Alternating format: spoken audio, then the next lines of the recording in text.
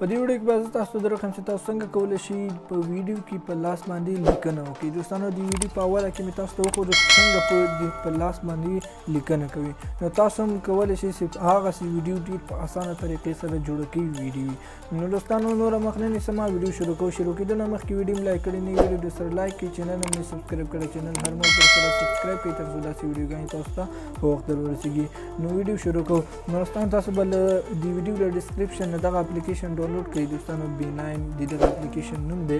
نو دغه اپلیکیشن باید تاسو ډاونلوډ کړئ. کله چې ډاونلوډ کړئ انسټال به کړئ او دغه رقم سره به تاسو ته راسي. دوستانو دا رقم سره به تاسو ته راسي دا رقم.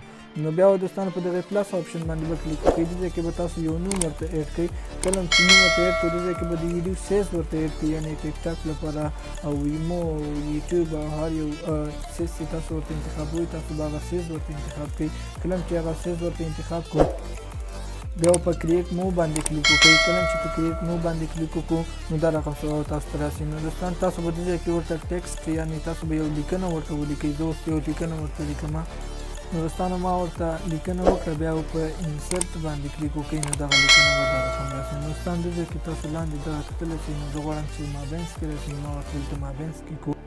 نو دوستان دلته به سیز ورته انتخاب کړئ. کله چې سیز ورته انتخاب کړو دا به د رقم هر ځای کې چې تاسو دغه خط ږدئ نو تاسو به د ګوتې په ذریعه باندې دغه خط هغه ځای کې کښېږدئ. بیا په دې کونج کې ټیک مارک آپشن باندې به کلیک وکړئ او نو دوستان دلته په پینچي باندې به کلیک وکړئ او دې ځای کې هر یو دغه بیکګراوند ته چې هر یو کلر ورکوئ نو هغه کلر به ورکوئ. نو دوستان تاسو کتلی شئ دې ځای کې او د ګیلري څخه هم تاسو استفاده کوئ. سلیکټ ایمیج نو تاسو له ګیلري نه مو عکس راخیستی شئ او دغه د بیکګراوند کې استعمالولی شئ دغه سپین عکس چې کوم ما ورکړی شاته.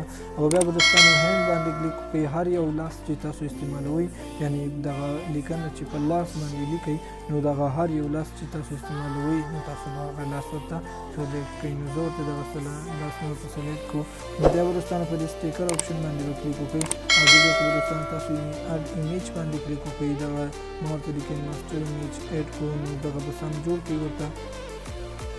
نو دوستانو بیا په دې کراپ آپشن باندې کلیک وکړئ او داسې هر ځای کې لګوئ تاسو به هغه عکس د ګوتو په ذریعه باندې ولګوئ.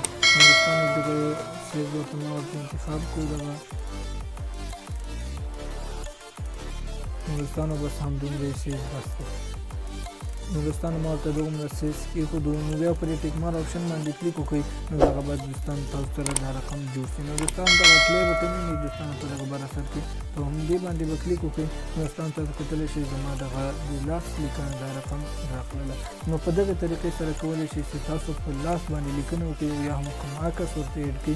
ډېره اسانه طریقه ده. نو دوستانو دا ونه مو ویډیو پلی وکړئ چې دا خلک مو راسره کتلي وي. ویډیو لایک کړئ، نو ویډیو درسره لایک کړئ، چینل هم یې سبسکرایب کړئ، چینل هر مهال درسره سبسکرایب کړئ تر څو داسې ویډیوګانې تاسو ته په وخت در رسېږي. میلاوي به په داسې نورو ویډیوګانو کې ښه د بعده بریالي اوسئ.